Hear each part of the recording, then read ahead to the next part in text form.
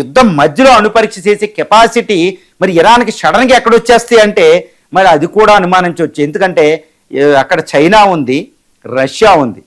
అసలు ఇరాన్ యుద్ధంలో డైరెక్ట్గా వస్తేనేమో మూడో ప్రపంచ యుద్ధం జరగవచ్చు. కాబట్టి ఇరాన్ మీదకి అమెరికాని ఇజ్రాయెల్ ఆపి యుద్ధాన్ని ఆపాలంటే, తన మిత్రుని రక్షించుకోవాలి అంటే చైనాకి రష్యాకి అణు టెక్నాలజీ ఇచ్చి అణుపరీక్ష చేయడానికి ఎంత టైం పడుతుందండి?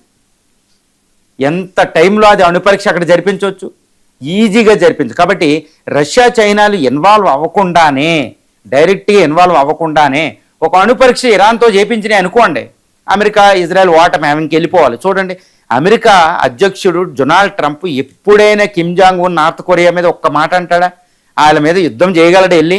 ఎందుకంటే వాళ్ళ దగ్గర అణుబాంబు ఉంది, అణుపరీక్ష చేశాడు. వాళ్ళ దగ్గర 50 అణుబాంబులు ఉన్నాయి. అదేవిధంగా ఇరాన్ దగ్గర ఈరోజు ఒక్క అణుబాంబు ఉంటే అమెరికా ఇజ్రాయెల్ అటాక్ చేసిన. కాబట్టి రష్యా చైనాలో ఒకప్పుడు అంతకు ముందు యుద్ధం జరిగినప్పుడు 8 నెలలు జూన్లో 12 రోజులు యుద్ధం జరిగినప్పుడు పుతిన్ డైరెక్ట్గా మాట్లాడారు, అవసరమైతే ఇరాన్కి మేము అణుబాంబు ఇస్తామని. ఇప్పుడు అమెరికా తన అణుబాంబులు యూరోప్లో 10 దేశాలు